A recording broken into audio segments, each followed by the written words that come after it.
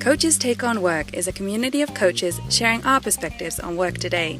Come for the spicy takes and stay for the quick tools and tips. Find everything from best practices in management and leadership to our thoughts on trending topics in work and some fun things you may not be expecting.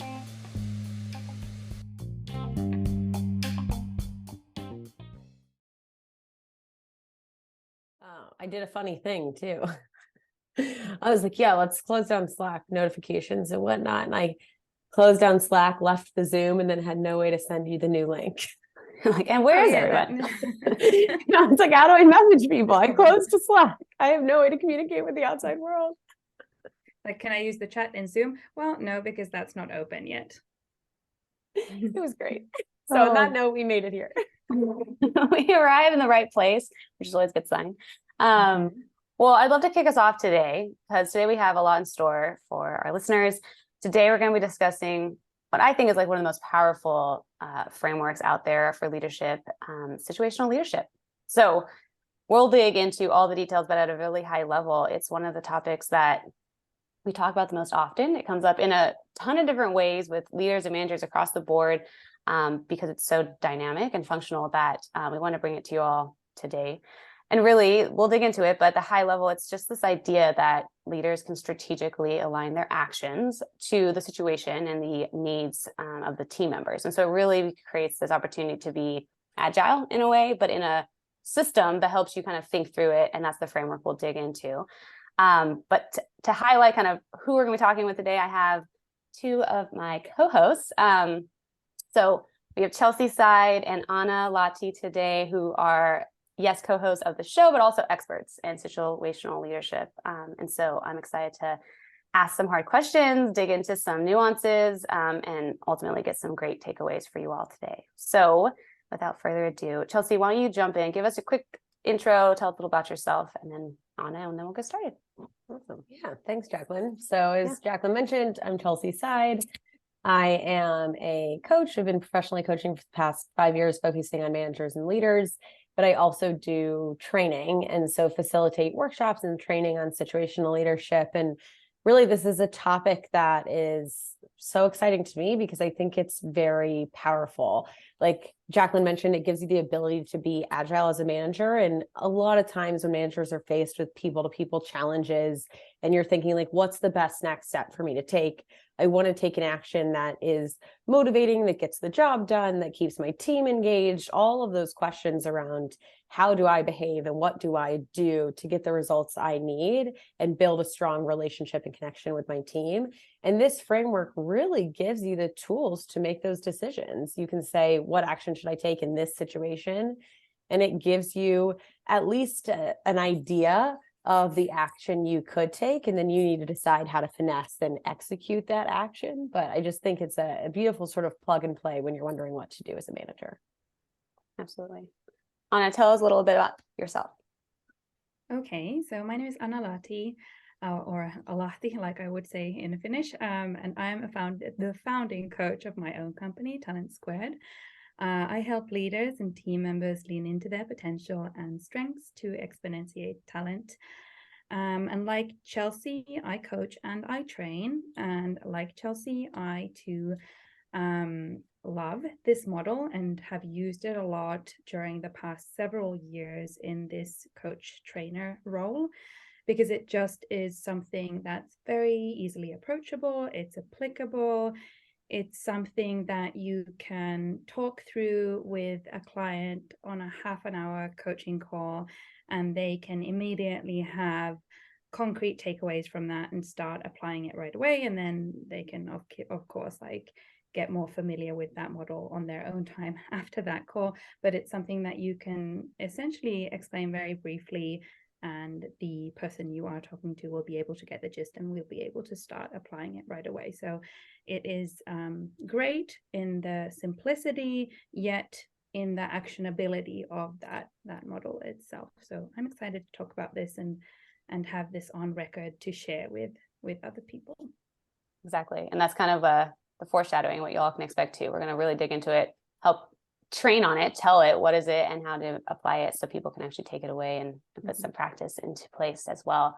So we've highlighted a little bit about what we all love about it, but what is the framework specifically? Chelsea, why don't you kind of really break down what is the situational leadership framework? Yeah, definitely. So as Jaclyn mentioned in the beginning, situational leadership is the ability for a manager, leader, or really anyone to adapt their actions and behaviors to their given situation or context.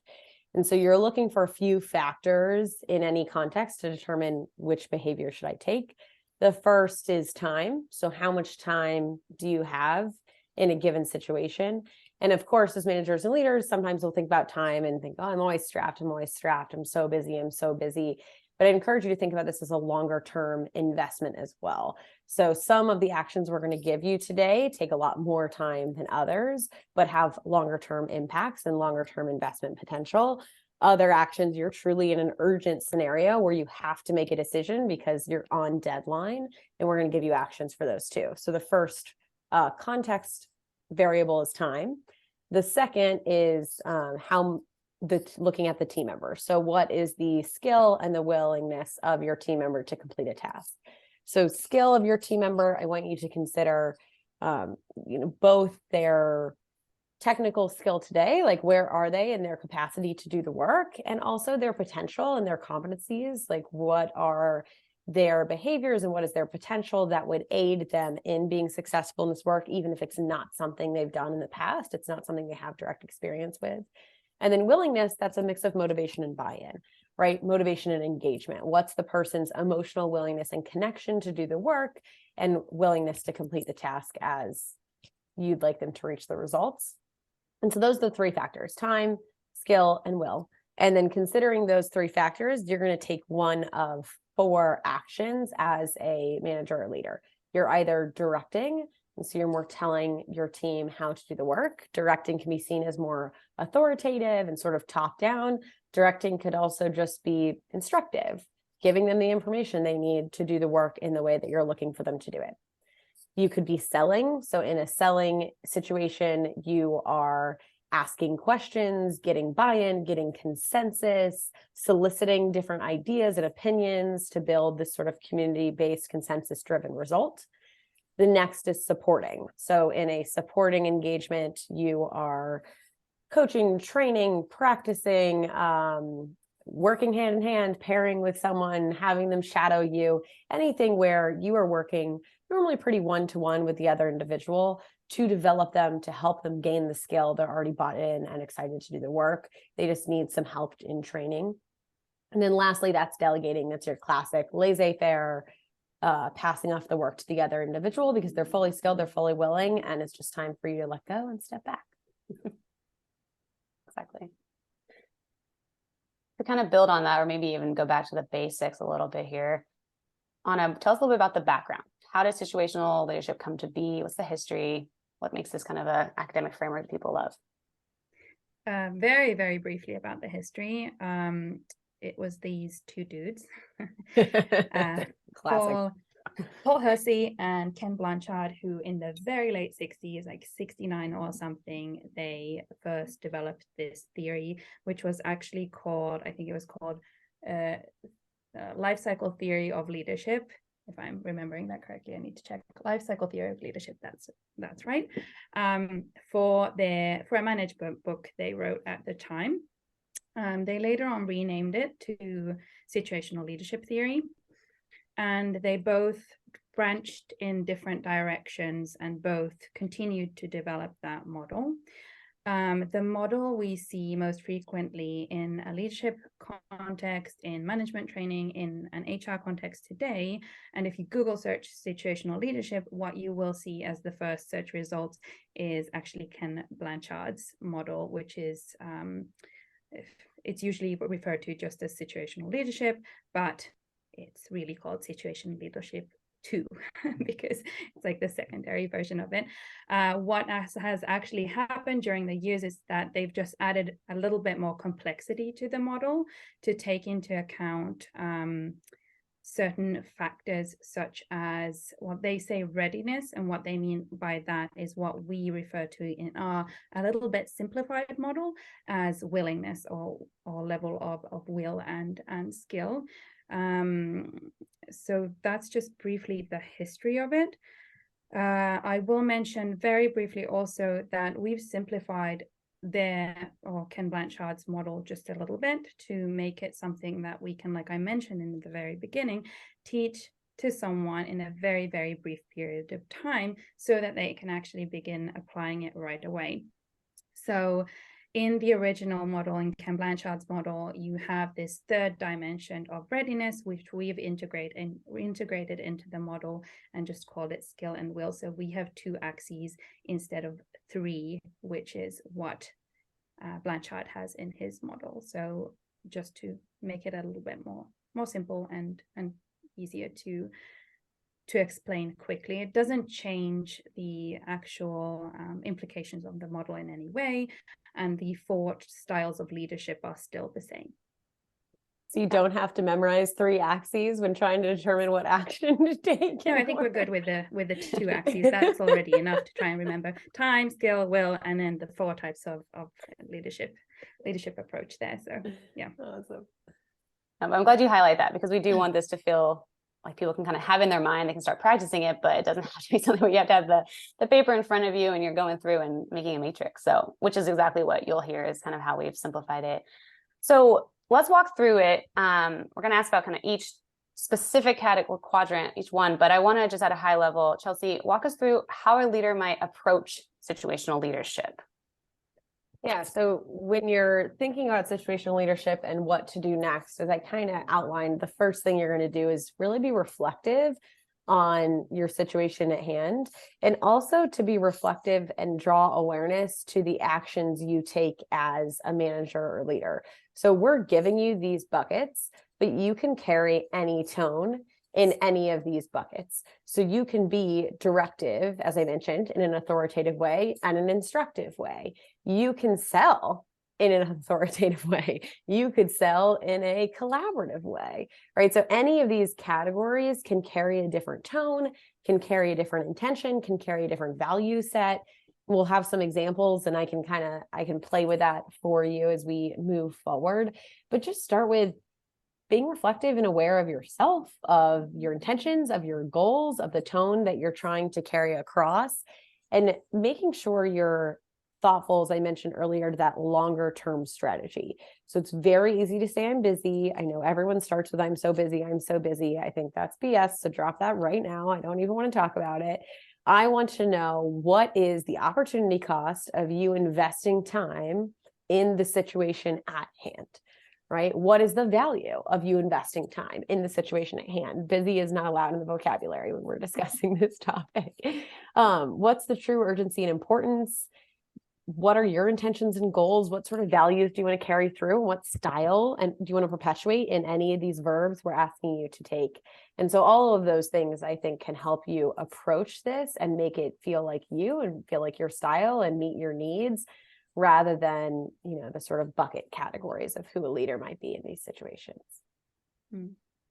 I think at its core, this is a great model to use, and you can approach it, or you can approach the thinking about the benefits of it from thinking about how we're all different as human beings. Each situation is different, so it would make sense that you can't lead each person in each situation in the same way. It's just not going to work, because each situation with a person, with a team, is going to require something just a little bit different from you. Now, that doesn't mean that you need to completely change how you are in a situation. Like Chelsea mentioned, it's a question of tone. It's just shifting how you are talking about something, the vocabulary you're using, the approach you're taking in a specific situation. It doesn't mean that you entirely need to change your leadership persona and your persona in general. It's just that you're taking like a slightly different just approach to the situation, really. That's a good reminder too. Well, let's get into each one. So really starting with directing, and I'll throw this at you to start, but one thing I'll add to kind of make this a little bit more complex, but when I talk to a lot of managers, especially maybe in first-time managers, a topic that comes up is I don't want to be a micromanager. And there's this subtlety around directing that stirs up for them. And I think Chelsea's spoken to this a little bit as well, but I'm just going to add that into it. So tell everyone a little bit about how a leader will approach a topic with directing and how to also avoid micromanagement, if you can incorporate that too. Yeah, of course. Okay, so when you are directing, like Chelsea has already mentioned, you are telling, you are instructing, you are giving very precise instructions to what you need someone to do. And this approach is a good approach when there is a lack of time, something is time sensitive, it needs to happen right away. When you have a team member who is lacking in skill or lacking in just motivation and willingness to do something, or they're not fully bought in. Those are the variables you're looking at here. So in that type of situation, you are giving a team member a task, perhaps, and they don't know how to do that task. Then you will need to give them instructions. You will need to be directive in that situation because they don't know how to do the task unless you give them those instructions. With each of these leadership styles,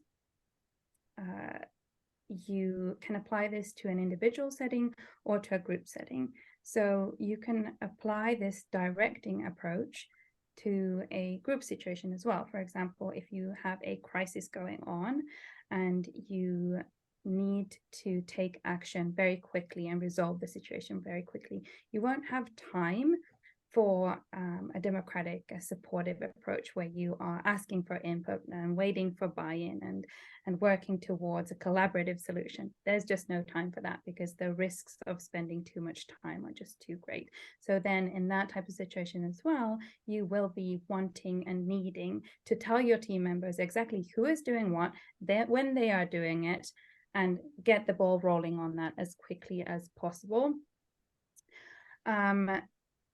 So it's not always bad to be directive. Now, when it becomes micromanaging, and it becomes bad to be directive when you have a team or a team member who already has the degree of skill or the degree of will to do something on their own and independently. So for example, if you have a team member who already has full capability and competency to do a task, and you're still telling them exactly how they should be doing it, then that is micromanaging, and that will have adverse effects, probably on your relationship, but also on the motivation of that team member, because autonomy is a key factor in intrinsic motivation. And to allow someone to have autonomy, you need to give the reins over to them. And if they are fully capable of doing a task on their own, then why would you not give the reins over to them? So that's when directing does become micromanaging. But it is still very necessary when you have a situation where the person or the team in question does not have skills or capability to do the task on their own, or it's very time sensitive and needs to happen very, very quickly. So in a crisis, that's also the right choice of leadership style.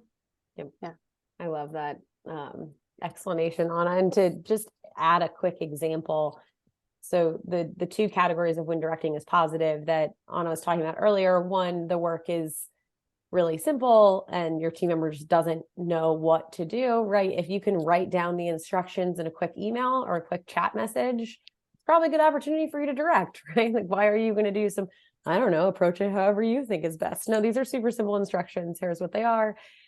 Similarly, when there is one right way to get the work done. And so the example I would give is I'll even say something like, hey, there's a really specific way I want this done, or I really prefer that this is done in a specific way. I'd love to share those instructions with you. Right now, that currency won't last forever, especially if they disagree or if they're not motivated like Anna shared, but it definitely lasts initially. So if you know there's one right way in your head to get the work done, share those secret instructions, right? Don't be sitting there not telling your team what you expect of them. And I think then that makes it even more ethical and even more positive. So I do have a specific way I want this done, and I'd like to share that with you. It's like a nice prompt that I use in this category. And as you both say that too, it helps them learn. So then their skill goes up too, right? This is something that compounds kind of the long game as well. We'll transition to the second category then. So selling. What context would that ideally be used, Chelsea? So selling is either going to be used in two major contexts. In any situation in selling, you have to have time because it takes more time. And your team members have to have some level of skill to have a discussion like this. So that's where we're moving away. We're moving out of the directing category because now they have enough skill. They don't need the basic instruction level, right? So some level of skill, and you have to have time. And then in selling, I normally find you're either trying to get buy-in, right? You're looking for consensus building, you're looking for buy-in, you're looking to get them engaged and excited about the topic. Think about influencing, persuasion, basic change management techniques. Or you don't know the right answer as a manager or a leader. You have a team of experts and you're looking to drive collaborative, innovative discussion to come to the right decision. And so selling is really powerful in either of those categories where, I don't know the best decision. I'm not just going to make it from my gut. I'm really here to ask my team questions, to discuss it with them, to solicit their opinions, their feedback, their ideas, and to come to a collaborative, democratic discussion and final solution. And so that's how I like to use selling. I think it's good to recognize the two different ways too, right? It's like very different tones almost, but recognizing we work with a lot of technologies, so they might have really the experts, the engineers, whoever want to make those decisions. And I think it's good to recognize who is your team, right? What are their expertise? Which goes to the third section, so supporting. Sometimes it's the toughest one to practice. Sometimes people consider it the most challenging to get their arms around. And so I'd love to just hear how, Anna, we'll start with you. Like, how would you approach this? How would you help a leader implement the supporting technique, and when? When you are supporting, you are you're collaborating very closely with the team member or the team. You are very focused on development. So at this point, you do need to have a lot of time, very, very similarly to as in a selling type of situation. You need to have a lot of time. The team or the team members in question, they do need to have like an adequate level of skill already, so that you can actually involve them in the process, in the decision-making process, in that conversation, in a collaborative way.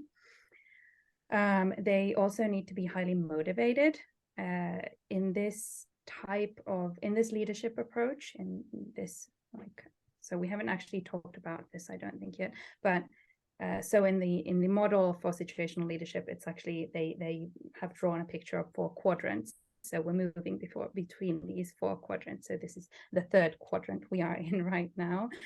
So if you are in this quadrant, if you're using this leadership approach, you're working closely with this team member. You are often teaching them. You're often coaching them. You are mentoring them. And to be able to teach, coach, and mentor, you need to have a lot of buy-in from that team member. They need to be very motivated and eager to actually learn. Otherwise, you're going to get nowhere. That's just how it is with coaching in general. If you are trying to coach someone who doesn't want to be coached, that's just really not going to that's not going to work. It's nothing good is going to come of that.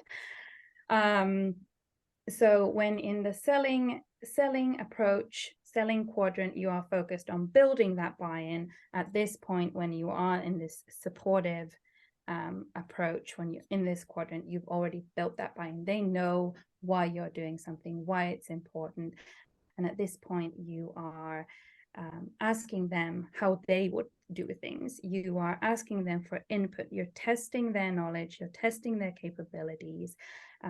You're building their confidence so that you can then at some point begin moving into that delegating phase of things, into that delegating style of leadership where you are just handing the reins over completely and letting them know what the goal is, what the desired outcome is, but basically letting them run the show. But to get to that point, you first need to confirm that they have enough skill, capability, that they have enough just will to do that thing. And that's basically where we are with that style of leadership there. I think that, I mean, kind of calling out there too is a boost of confidence sometimes comes, and I know we've talked about teams and individuals, but often we think of even supporting happens on a one-on-one basis. And so you adjust even more fine-tunedly for that. And I can hear that there too. All right, so moving to the last quadrant. And yes, there's a visual here. We can link that in the show notes of delegating. So delegating is a hands-off, maybe what people traditionally think of with delegating, but there are some nuances to it, I think, a little bit. So Chelsea, share with us how this is effective. What would you do for delegating? Yeah, the delegating is probably the one I think people are most familiar with, and also is just so poorly defined, or the parameters around like pure delegation are poorly defined. So Anna already started to give us a definition, right? And it's focusing on what are the success metrics of the work? What are the desired outcomes? Aligning on those desired outcomes. So aligning on any of the required parameters that cannot change, and otherwise completely letting go. So in a pure delegation model, you have to, of course, give any parameters that they don't have control over, they don't have autonomy over, that cannot change. Otherwise, it is up to them to do the work as they see fit, as is best for them and their situation and their style and their strengths, etc.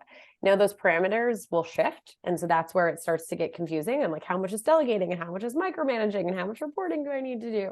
But really try to be thoughtful of the point of true delegation is you are giving up as much autonomy and control as possible. So the person has free reign to do work differently and still achieve your desired outcomes and results. So, we're looking for these key performance metrics where these are the deadlines, these are the people who need to be bought in, perhaps. Like, you're giving them whatever the things are where they can't come up with them on their own, and then they're off to the races.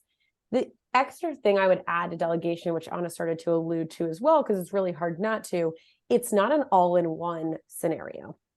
So more rarely than you'd think are you looking between supporting and delegating and saying, okay, now I'm done and we're moving to delegation. Here you are. Goodbye. See you later. I think more commonly you're seeing what we call developmental delegation, which is this crossfade middle zone between supporting and delegating, where there are some skills this person is fully capable and has the potential and is ready to do on their own. And there are some where I'm still supporting them on them because they're learning them and they're developing in them. And so most of your space as a manager or leader is balancing this developmental delegation when you need to be instructive, when you need to teach, when you need to pair, when you need to shadow, when you need to get buy-in on different tasks and different phases of a task that person is working on. And so delegation is probably the stuff that you hire them to do in their job description that they're truly doing autonomously, right? And then there's a lot of middle zone where you're collaborating and delegating, you're selling and delegating, you're doing a lot of things and delegating parts of the project. So yeah, it's definitely a more complex and complicated one than just laissez-faire, hands off, here you go. So I also feel like, and we mentioned this a little bit more right here, but it is based on the situation. I think that that's the key. It's not just how this one person is, but it's the skill for this situation. And I think that's the great reminder too. I'm going to jump to taking this from this theory and the practice, and I've loved the examples, but even more explicitly, what is the practice here? So I'm going to keep this with Chelsea real fast. I'm going to give you a scenario. And I'd love for you to walk through each quadrant and kind of how you'd approach it as a leader. So something that's top of mind for a lot of companies right now is the hybrid model that's rolling out. So the hybrid policies for a lot of organizations. So let's say you are a manager who is tasked with navigating a new hybrid model with their team. How would you go about that based on the 4 quadrants of situational leadership? Yeah, totally. So if we start in the directing quadrant, and my company has rolled out a hybrid work model for my team, and let's say as a manager or leader, I have a little bit of autonomy over this. So I get to choose like how my team shows up to the office or not.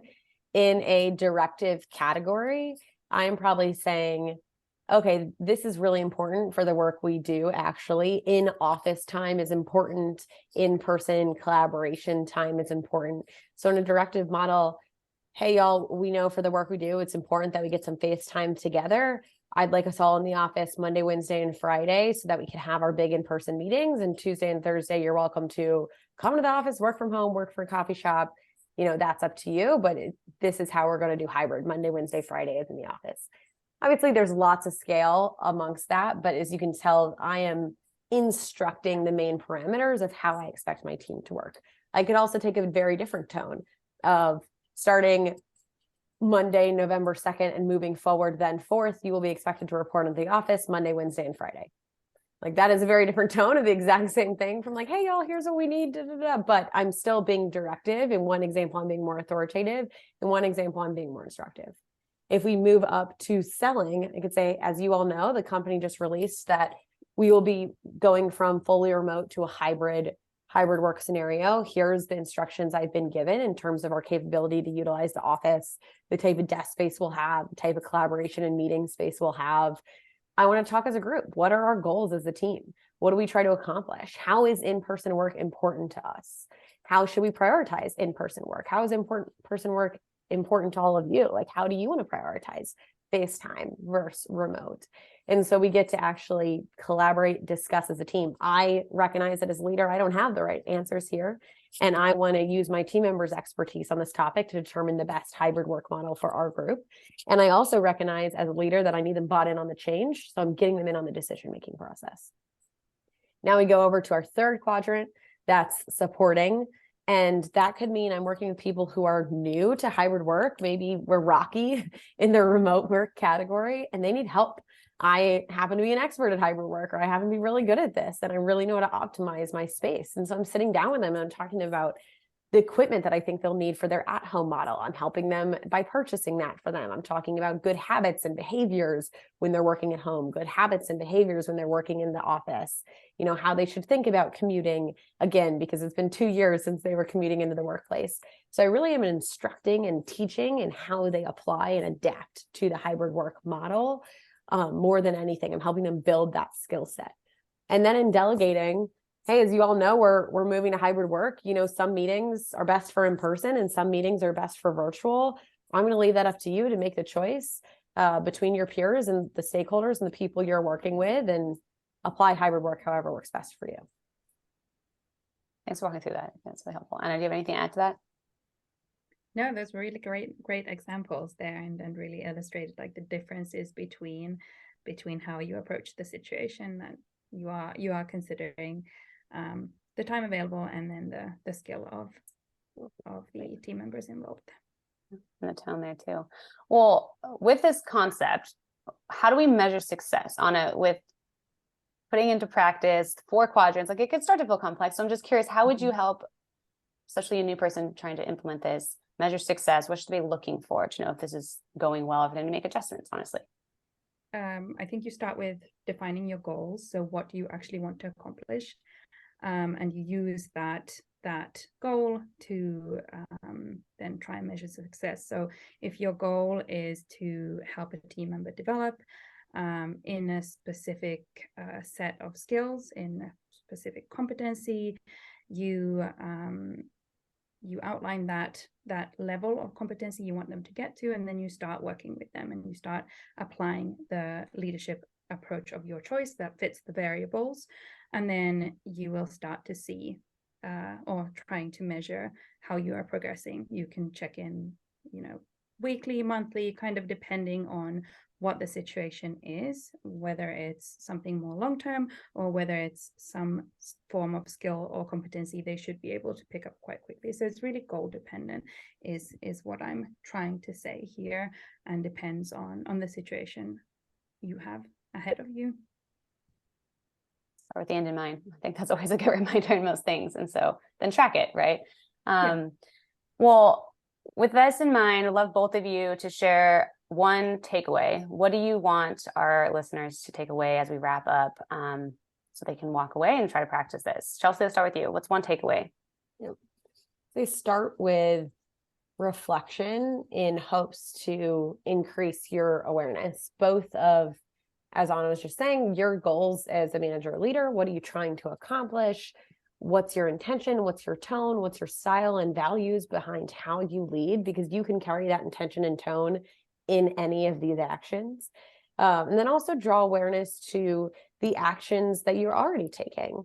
So really consider and think about, like, am I directive in my verbiage, in my language, And I'm trying to actually be supporting, right? Am I always supporting? And my team needs me to be directive and just give them some instruction, right? And so really just start with reflecting on how things are going to draw awareness to both your style and values and the actions you're already taking today.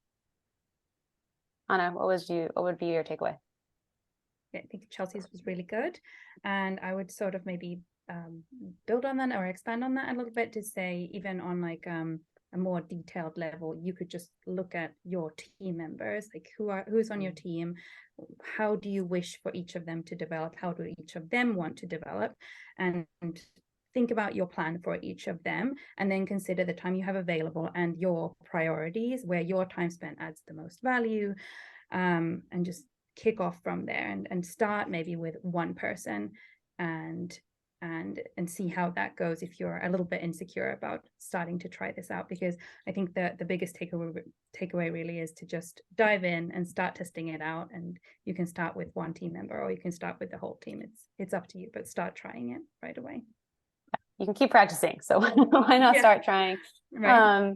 And then adjust from there. Well, thank you both for sharing your expertise, sharing some ways that people can actually apply this, and really helping kind of deconstruct something that can be really complicated to something that's really tangible for people to apply. So I appreciate both of your time. Next episode will be one of the most challenging topics for people, feedback.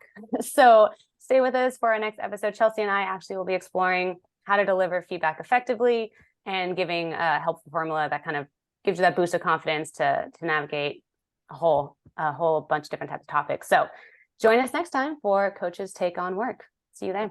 Thank you. All right. Thanks, Jaclyn.